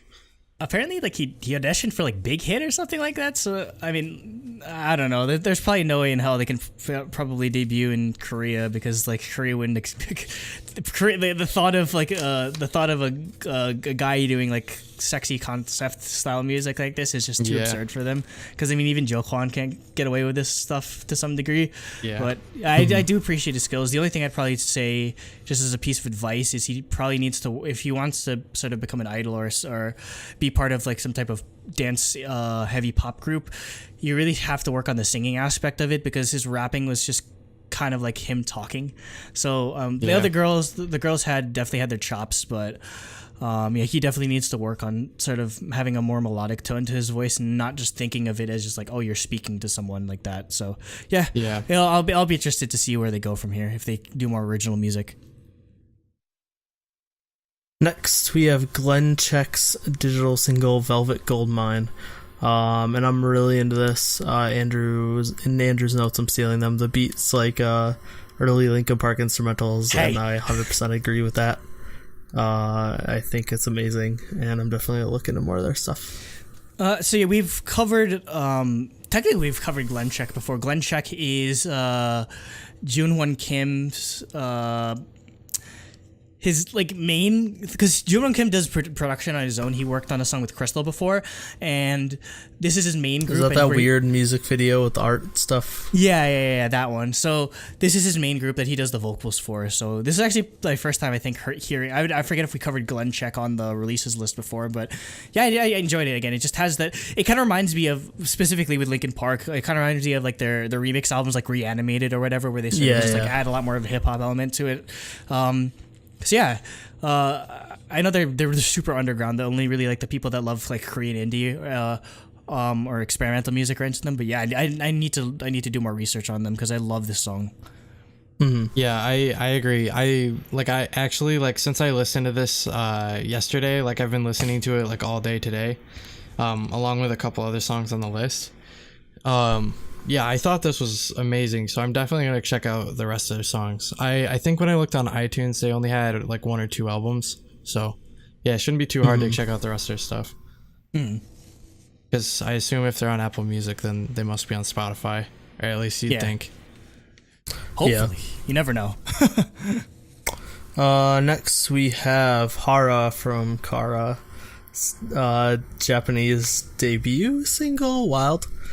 I don't know what the hell she's been doing for the past couple of years since Kara disbanded, but somebody said like apparently she's a model or something. Yeah, she's probably just been modeling and acting.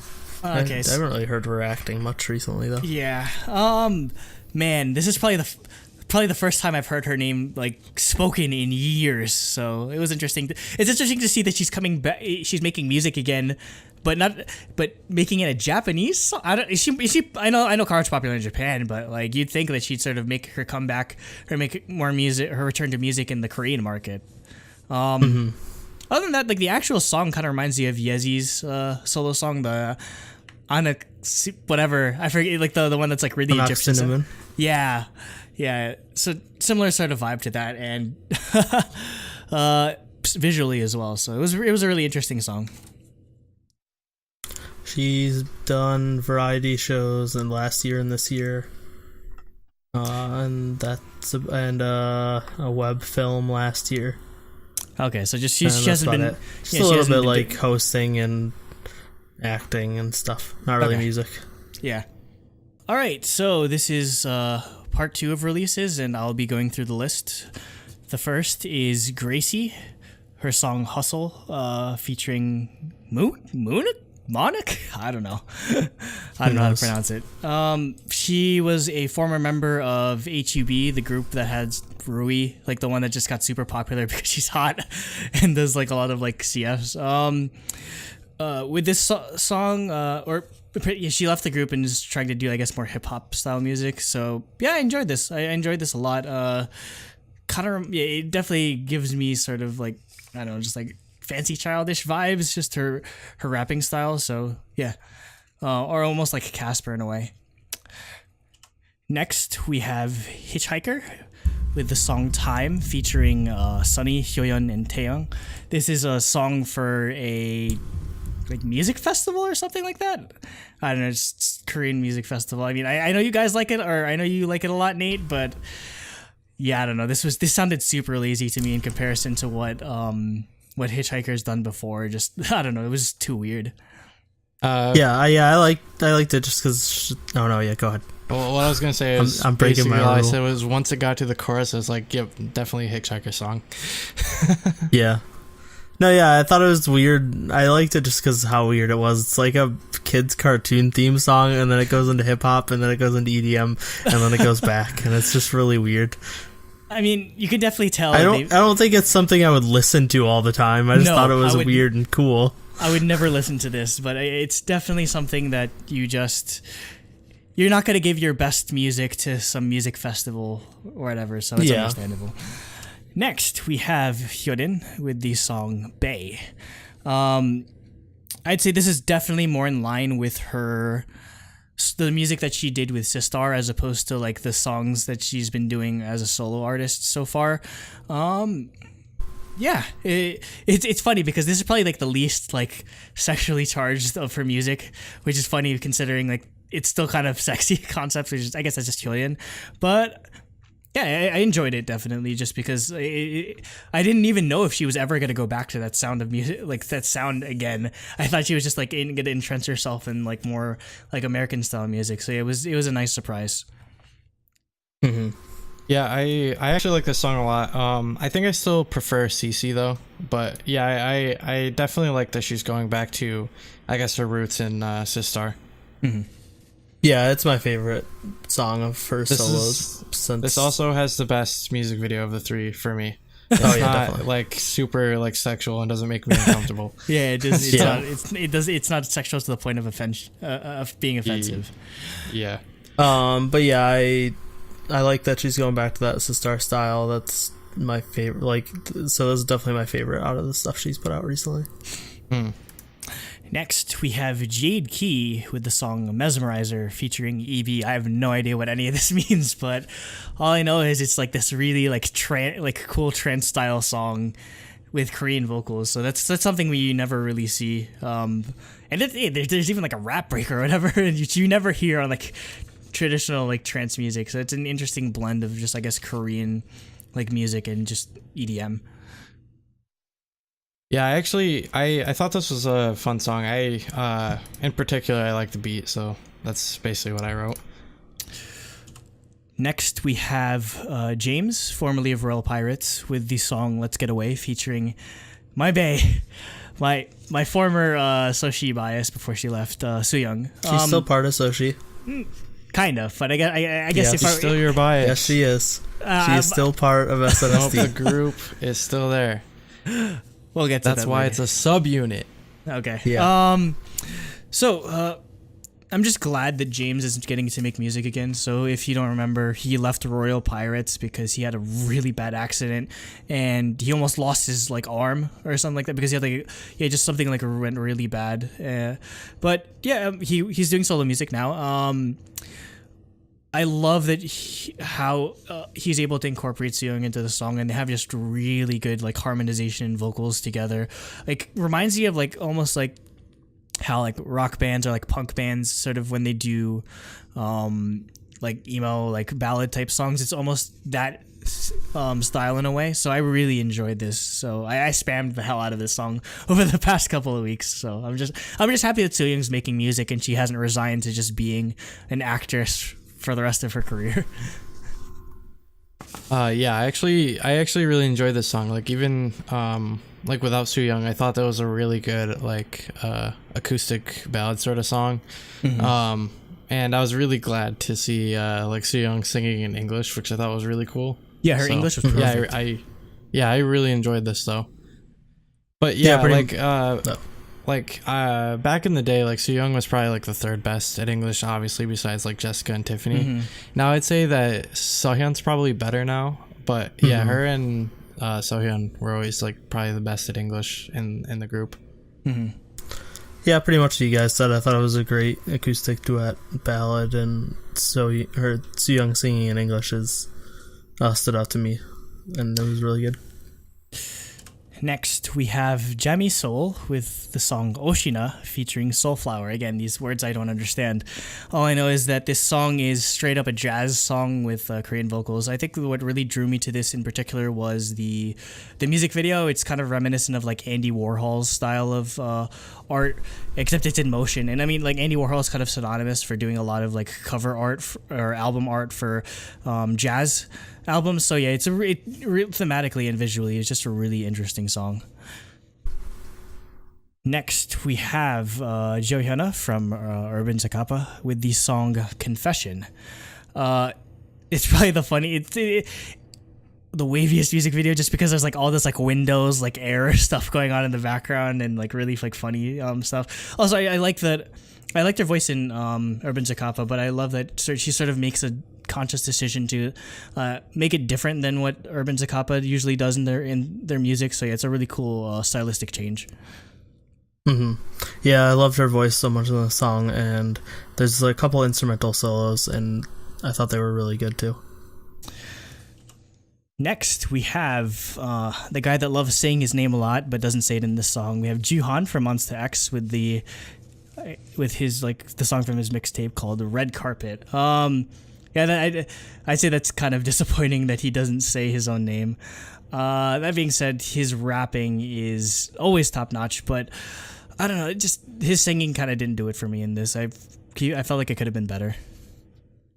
I liked it. I mean, it's definitely not like top tier or anything, but I think his rapping makes up for it. And I like that they let out his cute side for the music video, because he's like stupidly adorable in variety shows, and then he's like the hardcore rapper, which is just amazing. Yeah, he always just shows that one side of himself, usually because Monsta X is just like 100. But yeah, exactly. All the time, if you watch him in anything outside of the actual songs and music videos, like he's like this. So okay. It's funny. Next, we have Card with it was a performance video for Knockin' on My Heaven's Door, which comes off of the Red on the Wind mini album. I didn't like the song when I first heard it, and I still kind of don't, but I do appreciate the choreography. Definitely makes it a bit better, though.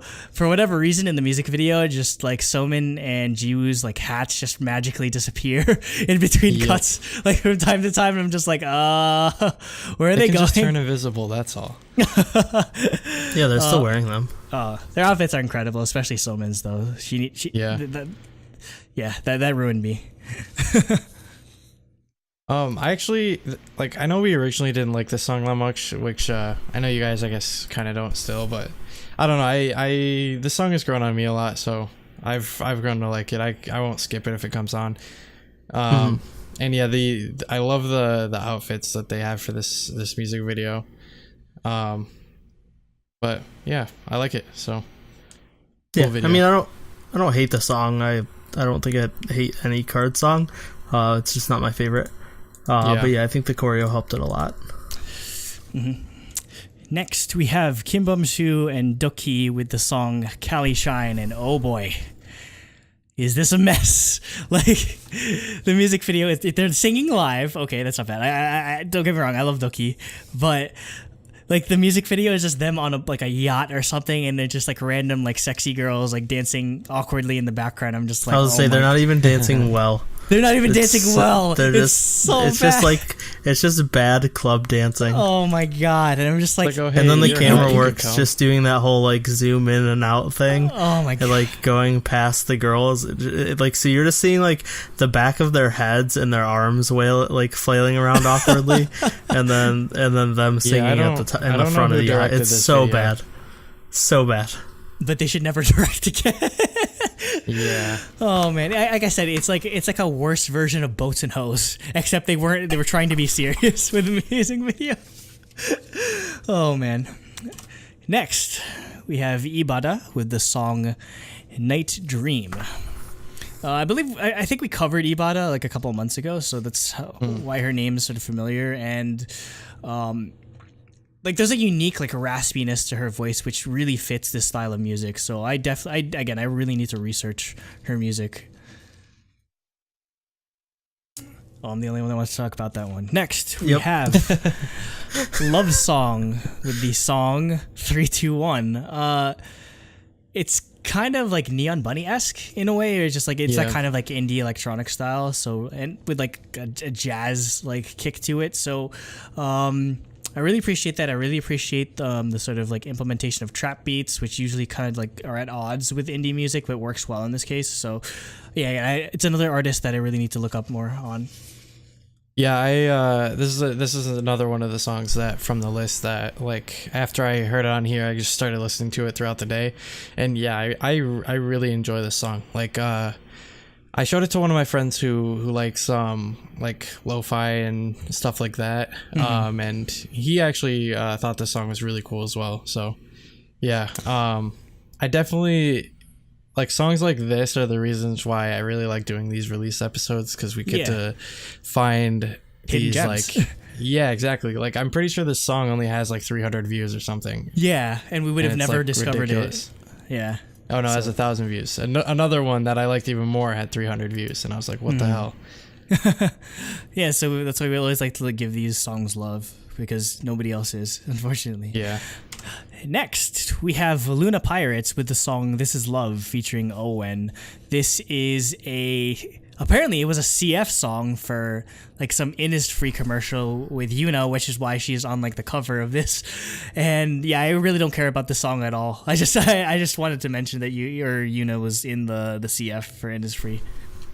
It apparently was in VR too, so that's really weird. Next, we have Microdot and Jinsil with the song Light the Fire. It's basically Cyberpunk 2077, like the music video. Apparently some like 3D animation studio called like Vive Studios is the one that worked on this, so I'm guessing that they're the ones that sort of collaborated with them to do the visual elements. So I like the visual elements. I like Jinso's voice, but Microdot is so useless on this, and just it feels like he's interrupting the song like every time he speaks. And don't get me wrong, I don't mind him. It's just this was a really weak performance. Yeah, I thought the music video was amazing. Jinshil's vocals was amazing. I didn't think Microdot's rapping was bad, but I think I definitely could have gone without it, I guess. And Jinshil definitely could have pulled her own weight in that department, I guess. So yeah, I pretty much mirror your sentiments. Like I want a version without Microdot. Like it wasn't bad, it was just generic. And I agree that Andrew that it felt like it was interrupting.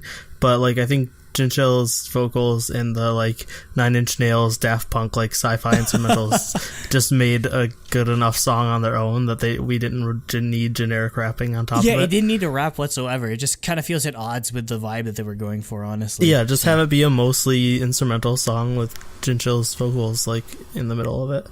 So yeah, I need. It's another artist that I need to look up because I haven't really heard of her before this. Next, oh boy. We have Minty with the song Candy Cloudy. So, we've covered Minty on this release list before. She is very anonymous with her face and likes to cover it up with a hat.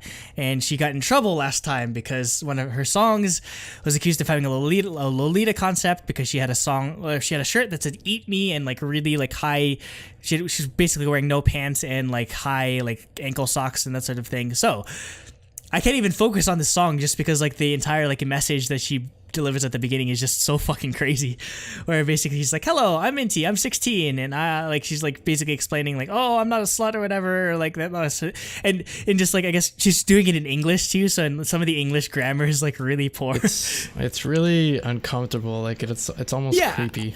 like, I mean, I get what she's going for, but like, man, it's, or there's like some parts she's like, oh, like the sexualization of my body is not my problem, and she literally grabs her boobs. I'm just like, dude, you're 16 years old.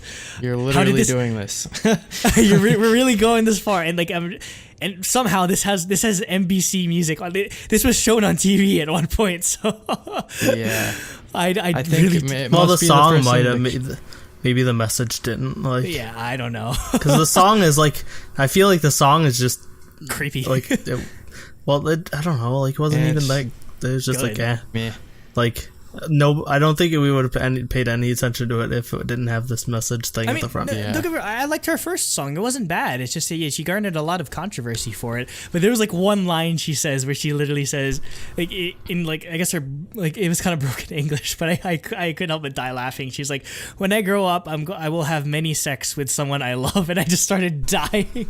I'm just like, again, I get the sentiment and the message she's trying to do, but man, I'm just like, do you really need to put this in? Like, she really went there. She really, like, dead ass put this in the middle of a music video. So we'll see how they respond. My only notes for this was oof.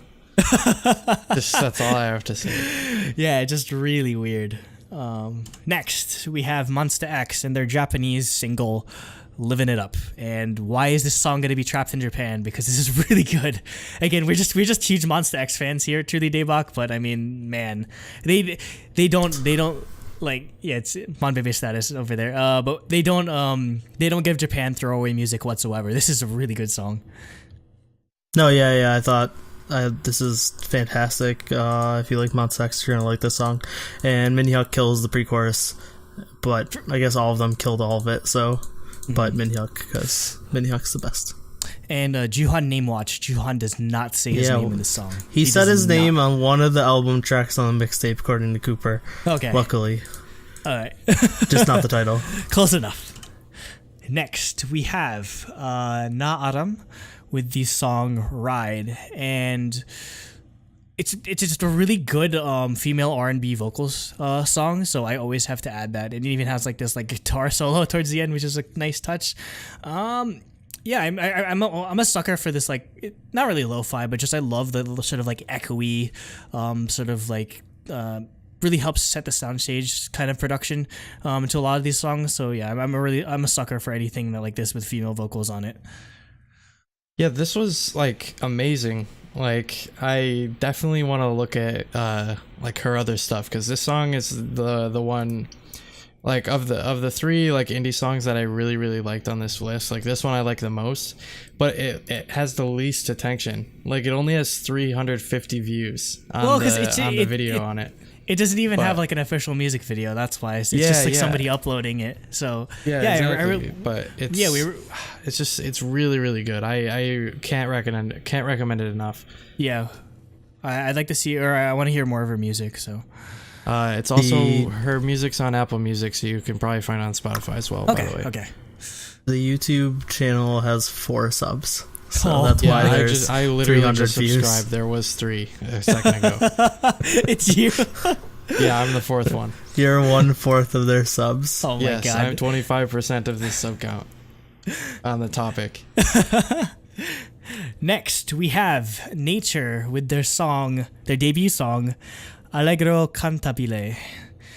Okay, so this song is produced by Kenzie, and apparently this song is a cover of the OP track to the anime Nodame Cantabile, which is an anime I've actually been wanting to. It's an anime I've been trying to watch. Cantobite? No, it's not Cantobite. It's Cantabile. Cantabile. No. Stop ruining the Italian. So I know fluent Italian. I watched JoJo Part 5. I read JoJo Part 5. JoJo does not make you fluent in Italian. I know fluent Italian. I eat pizza. Yeah, amen to that. So this song, again, it's a cover of the OP to Nodame Cantabile, and I have no idea how this ended up like existing, or why they decided, of all things to debut with, to make a Korean version of an anime that wasn't even that wasn't even as popular like overseas, or like it never got like translated here in America. I did want to watch it though, because it was very from what I heard, Nodame Cantabile is very similar to Your Lie in April. It's just like a very like a sort of like romantic story. I'm not watching that then. No, wait, no. I'm not looking to cry because I'm not gonna spoil it, but no, we'll see. But no, it's just like it's just a romantic sort of anime that's sort of like rooted in like music, classical music. So that's the similarity. That being said, it's an interesting take that they have on this song where the original song is more J-rock, whereas this is definitely more K-pop sounding. So it's just an interesting sort of background behind this. Yeah, I actually really like the song. I think it's a fun pop song that was like a good debut.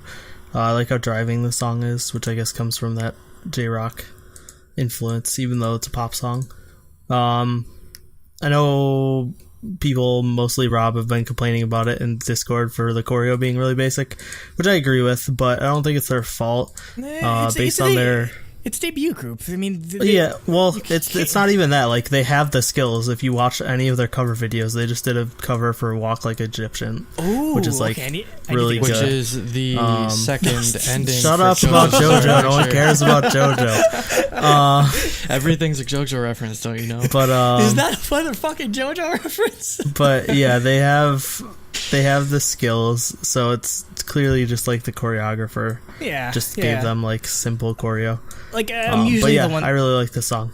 I'm usually the one that's really strict on choreography, but you have to give them a pass when they're just starting out. So next we have NCT Dream, aka NCT Mark, with the song "We Go Up," which I believe is also the title of the mini album, which comes out which recently just came out. Actually. Yeah, which came out today.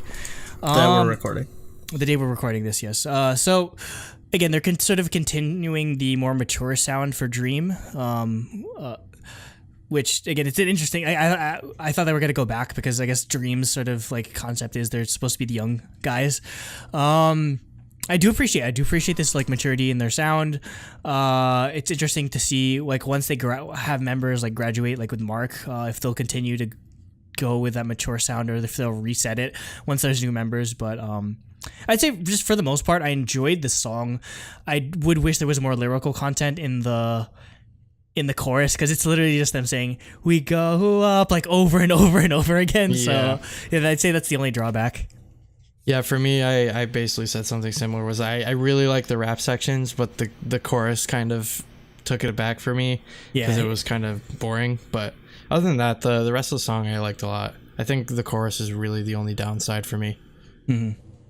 Oh, sorry about that. It was just really quick technical difficulties. But Nate, what were your thoughts on "We Go Up"? Yeah, I liked it. I thought it was a really good mix of Go and their earlier stuff. And I was kind of worried after Go that they would kind of just turn into 1272. Just do more like hip hop stuff. So I'm glad that they did not.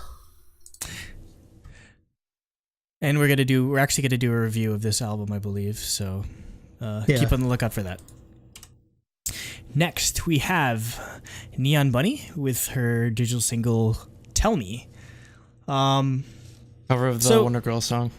No, it's not. I won't talk about cover of the one. If it was, I mean, honestly, I think Neon Bunny could pull it off, but unfortunately it isn't. So it's a lot happier sounding for a Neon Bunny song because a lot of her songs I feel like are a lot more like dark and moody in a way, or just really like nighttime kind of vibes. So it's definitely a bit more of a change. One of our frequent collaborators, Mark Ardito, sort of you can definitely feel she didn't produce the song, but you can definitely sort of feel the influence that she's sort of pulling from in this type. It's almost like hyper cute Japanese style in a way. So yeah. I mean, I don't think there's ever been a like Neon Bunny song that I did not like. So yeah, I enjoyed this a lot, and I love the sort of animation. It's like a dinosaur and like a rabbit or something like that. I don't know why, but I don't know why the dinosaur I don't know why the dinosaur represents the neon in Neon Bunny. Yeah, I thought this song was pretty good. Like even though it is brighter than what she normally does, it still definitely sounds like a Neon Bunny song, which I like.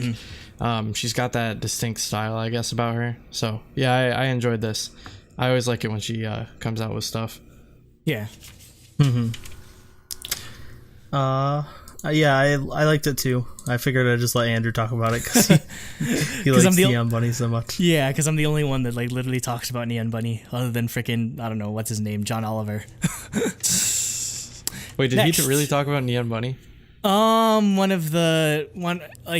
Something about like Korea or whatever. Like obviously, like one of the writers. I need to look this up later. I'm just like, of all the K-pop references to make Neon Bunny on last so obscure, even to K-pop fans. Yeah, well, one of his writers must have been a K-pop fan. So yeah. And last for my section is Norazo with the song Cider. It's a cover of the song by Yezi. Cover of the Yezi song, yeah. Oh. Where do I even begin to explain this song? Needs more tofu delivery.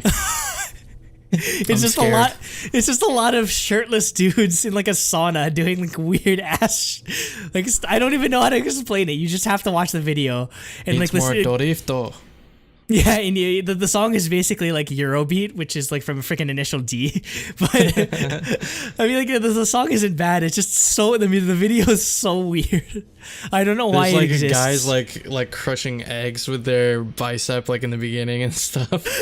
It's so weird. I mean, it's obviously he's supposed curling to be like his hair with soda cans. It's definitely meant to be like a satirical song, but wow, yeah, it's a gag. Yeah, I mean, like, this is on a completely different level. And yeah, like Nate said, I am very scared. I don't know what's going on. Topic 3. 4. Topic 4. Part 3. Yes. Okay, it's my turn now, right? Mm-hmm. Yeah. All right, so to start this off, we got Penomeko off of his Cocoa Bottle digital single with the title track Cocoa Bottle. So yeah, I've been a big fan of Penomeko. He's one of the members of Fenty Child, and he's had Zico do a lot of his production, though I believe he self-produced this, and I really love this style of song.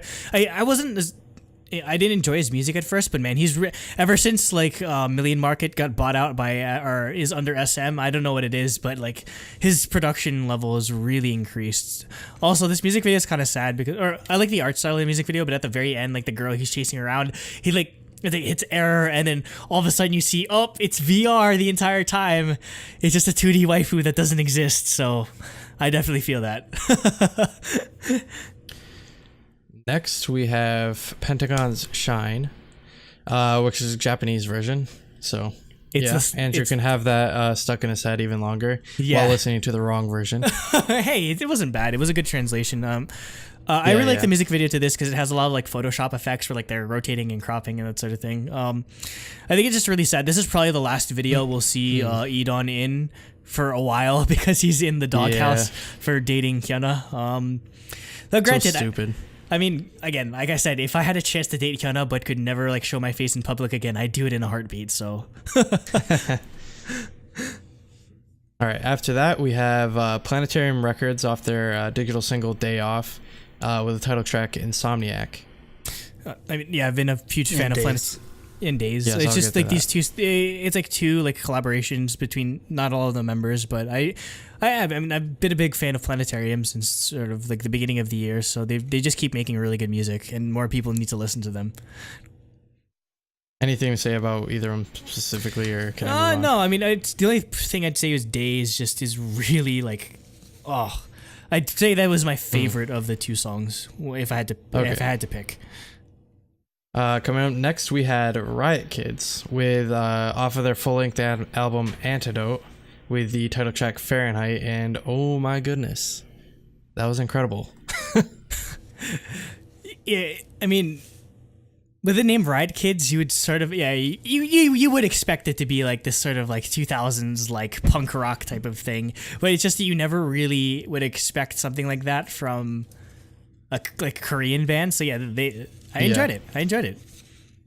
Yeah, I thought it was really cool. I hope we get more music in this like punk rock style because I kind of miss that kind of stuff. Yeah, punk rock needs to make a resurgence in. Because I mean, we get a lot of rock. It's just like more like alternative rock and Korean. Yeah, it's K-pop more all music. rock and soft rock and stuff. Yeah. Yes, we definitely need more punk rock. So yeah, more stuff like this, please. Yep. Coming up next, we have Rothy off of the debut mini album Shape of Rothy. The title track Burning. Yeah, so I marked this because it's like a really vocal focused tropical house type song. But I just like really like her tone. and I want to keep an eye out for her. She gives me a lot of like NCA vibes because her voice, her voice is really powerful, but she looks really young. Yeah. And like NCO was the same way. She like definitely caught my eye with the same thing. So yeah, I'm definitely gonna keep an eye out for her. I never knew how old or how much older NCO was, because I thought she was like early 20s, but little did I know she's almost 30 now. So wait, NCO is almost 30? No, she's not that old. Or like she's definitely in her older like 20s though. 20. No, I thought she was like mid to low 20s. I thought she was like 26, 27. No. 96. So. Oh, what the hell? She's younger than me. You old and decrepit. Yeah. I was gonna say she debuted when she was like 17, I think. So maybe that's why. And it's been 2013. So old and decrepit. Anyways, next up we have Shasha with their digital single "What the Heck" with the title track of the same name, and one of the top comments on Reddit was "No swearing in my Christian Minecraft server." What the heck? Yeah. That's how they talk. That's how they talk in like freaking like our rare puppers. It's just like heck, because they don't allow cursing in there. So yeah. But yeah, I actually like the song. I liked their debut a lot too, but this is girl group pop rock instrumentals, so I'm not gonna not like it. They made the news recently because one of the members, Hyolyn, actually fainted at the showcase, which caused a huge stir. And yeah, she has to take a hiatus from activities because she's just like really overworked or like in bad condition. So we wish her the best in her recovery. Mm-hmm. Yep. Yeah, I thought the song was pretty good. Mostly, I really thought that Reddit comment was really funny. because the song's just called "What the Heck." What the heck? Anyways, coming up next we have Shinhwa with their special 20th anniversary album "Heart" with the title track "Kiss Me Like That." Yeah, I just marked this because I really liked how chill this song was and like how minimalistic the instrumentals were. I think it really stood out to me for that. I mean, how long has Shinhwa been independent now? It feels like almost like a decade. Yeah, because it feels like they've been doing their own thing. They've been separated from SM for years now. So yeah. Well, they left. They were under a different company. Yeah, because I know they formed the Shinhwa company. August 2004, they joined Good Entertainment. Good and then Entertainment. That ended 2015. Oh, so they've only been doing like their own thing recently? I don't know. It just feels like they've been. Well, I mean, yeah, they left SM in 2004. Oh, okay, so yeah, but they left the other company in 2015. So, dang, Andrew, you've been going strong with your group. Because I-DLE is one of those. Yeah, I know. Again, if anyone calls me Andy, I swear I'll punch you in the face. I hate that name. I hate being called Andy. Technically, you are both Andrew Lee. Yep. So it counts. Anyways, after that, we have basically a bunch of MVs from Stray Kids off their last album. So the first one is Voices. You go first. Okay. Oh, I go first? You've been doing so well so far. Yeah, I don't know. I basically just marked them. I don't know why I marked them. I basically can go back to our album review to see what I think about the songs. Okay. Yeah, for Voices, it's my second favorite song on the album, and the choreo is utterly amazing, so I'm glad it got an MV. Yeah, I'm really... I don't know, like, what came over like JYP to be like, okay, I'm gonna let you do a music video for almost every song on this mini album, but well, two of them are just them being idiots. Yeah, I mean, yeah, still, but like somebody had to pay for the camera and edit this, so. I wouldn't be surprised if they filmed on. Well, the one in New York City looked like they filmed it on phones. Yeah, definitely. And I wouldn't be surprised if they just edited it themselves too. Yeah, so they're just like, hey JYP, can we put this on a music video? It's like, sure, more money for me. I mean, it doesn't cost anything. Yeah, but this one, and MIA were actual like music videos, and Awkward Silence. Yeah, I just really love all of, because a lot of these songs are really good, so I'm glad that they're getting a recognition that they deserve by getting music videos. Mm. Yep. Did no. Did you have specific things about the other ones? I'll just go with Awkward Silence. I love how like they sort of they make it super meta with like the that sort of thing where like freaking Bogjan freaking hits the camera, or just like they unplug the phone, like the computer and everything. It's still funny how Changbin just has no like he has no filter whatsoever. No, he's just ridiculous. But yeah, I thought the choreo was really fun for this one, and the music video is just them screwing around. Insomnia, which most of these are. Yeah, Insomnia was them in the tourist capital of the world, Rockefeller Plaza. So there's not much else to say about that other than it's a good song. Damn, they were just being idiots store. Walking around New York. Yeah. I mean, you know what's funny? We were there like a couple of days before. So imagine we walk out of Nintendo in New York and literally Stray Kids is there filming a music video. Yeah, I think Nate would have a heart attack. Actually, I remember when we walked out, there's a huge crowd of people there. No, that wasn't for Stray Kids. No way. It's them looking at like most tourists don't know who the heck they are. Unfortunately, don't know what K-pop is. Yeah, I know, but if like a bunch of fans start like crowding up, then the tourists will start be like, "Ooh, what's that?" Yeah, like what happened with I-DLE. Basically, everyone's just like, "Oh, is it BTS?" Yeah, basically. I've voiced my displeasure with MIA, but it's still a good music video. Yeah, I thought the music video really fit the style of the song and like how chill it was. And then the last one was Question, which is literally them just fucking around in a park. Yeah, being annoying. It's so good. So they're just acting like total idiots, which is them in a nutshell. So. Like, imagine if you were just like went to some random park in Korea and you just see Stray Kids just like acting like total like idiots, and just like, do I disturb them or do I go up and say hi? Like it's really funny. All right, that's the end of the Stray Kids block.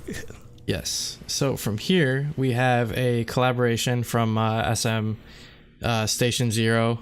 I think this is the first one they did, right? Yeah, because the song is called like Page Zero. Yeah, it's called Page Zero. It's Taeyeon and Mellowmance. Basically what I said, Taeyeon can never do wrong. This song was awesome. Yeah, basically that's it. Yeah, I thought this was an amazing collab. Like they fit really well together. The instrumentals give me like an oldies vibe, which is great. Just like Motown style type stuff. I thought that really made it stand out. I mean, Taeyeon isn't really like, this isn't sort of the ballad she sort of gravitates to, so I'm glad that she was able to collaborate with Mellowmance, and this is definitely more of like the style of music that they do. So yeah, I mean, Taeyeon's incredibly versatile when it comes to like music style and sort of tailoring her voice to whatever style of music she does. So again, no complaints from me. more Taeyeon ballads are a necessity at this point. Yep. So from here we have the music video for a song we already covered, which is Over My Skin by Tiffany Young. And all I have to say is, how much do I have to pay to get a class with Professor Huang? Or Professor T? How much do I have to pay? This is the third month in a row we've had this song on our monthly releases list. Who cares? It's good. I know. Tiffany. But it's just funny because right it came out. It came out and we only had audio, but we talked about it. Then the performance video came out in the next month and we talked about it. And now the music video came out and we're talking about it. So good. But yeah, of course we're going to do that for Tiffany. And yeah, it's Tiffany. Like the song is amazing. We've talked about it. I thought the music video was really good. She directed the music video. Yeah. Teach my class. Yeah. And also, it was really cool that she got to perform for Good Day LA, which is sort of like the local news morning show there. So yeah, that's pretty cool. Mm-hmm. Glad she's getting exposure. So, sorry. Oh, is that it? That's it. Okay. Coming up next, we have a Japanese single from Twice. It's an album, actually. Wait, what? It's a full album. Oh, it's a full album. The full album is called BDZ as well? Yeah. Okay, anyways. Title track is BDZ. Actually, no, DBZ, sorry. DBZ, Dragon Ball Z. Yep. Yeah, Dragon Ball Z, the song. And they actually go Super Saiyan in the music video, and it's pretty incredible. Like, there was a teaser and image of Nayeon, Super Saiyan 3. It was incredible. I loved it. Oh my god. No, but for real, the song's actually called BDZ, and I actually like this. I'd say it's my second favorite of their Japanese songs. I think this is the first one since One More Time that didn't kind of feel like a throwaway song. I thought it was pretty good. Yeah, I agree. It's more like generic J-pop, but I definitely like this one more than the rest, other than One More Time. Yeah, I mean, go ahead. Yeah, that's it.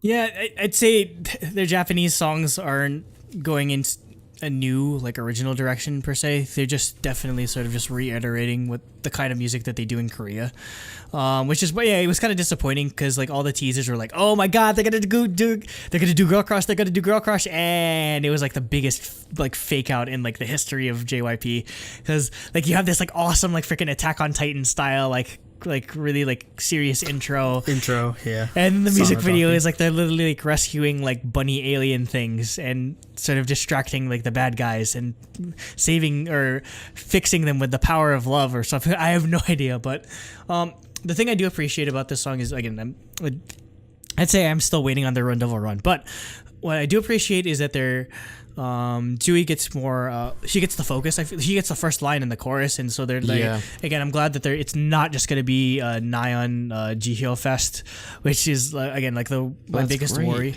But I mean, I know I would like there's 9 members, so I feel like you can't just and I guess the only other complaint would be I feel like J-Line gets underutilized again in a Japanese song. So honestly, I wish they'd give J-Line a subunit to promote in Japan, because I think that'd be really cool. At this point, there's no excuse, so they need to already. And they could totally be the ones to do like a girl crush concept. Yeah, definitely. Out of any of the members, I think those 3 would do it the best. Yeah, because Mina would do it well. Obviously, freaking Momo would. She needs to do one already, or and Sano just fits in whatever. Yeah. No matter what they do. So up next we have Up Tension with a Japanese single, Chaser, which is a cover of the Infinite song. Yes. I thought it was initially, but I do enjoy this song. But man, we get a really amazing English line that Nate totally needs to use in the future. Quote: "I feel bad for making you sad." Lyrical depth. Yeah, bars. But I mean, I still like Up Tension, so obviously I'm gonna enjoy this song. Yeah. So coming up next, we have Villain from Planetarium Records with the mini album Bank Robber and the title track Manito. His name is definitely fitting because this song is just like the most edgy and dark thing I've heard from Planetarium Records before. So yeah, rapping style fits it so well, and again, it's always interesting. I love all of the solo stuff that they've been doing. So again, huge. I'm the biggest Planetarium Records fanboy besides Cooper. Yep. So from here we have Wang Yibo from Unique and Chung Xiao, who we assume is from WJSN, and with the song probably not Shadow of the Shark.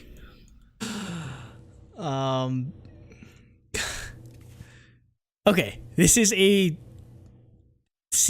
an OST song from The Meg, which is a movie about a megalodon starring freaking Jason Statham and like a bunch of like famous Chinese actors, because I think like a Chinese production company funded it. Yeah. I heard that movie was a surprise box office hit.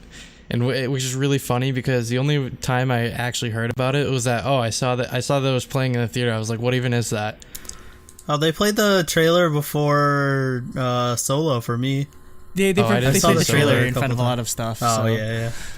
And then now I actually kind of want to watch The Meg just because this is on the OST. I don't even know if they played during the movie, but probably only a Chinese version, knowing our luck.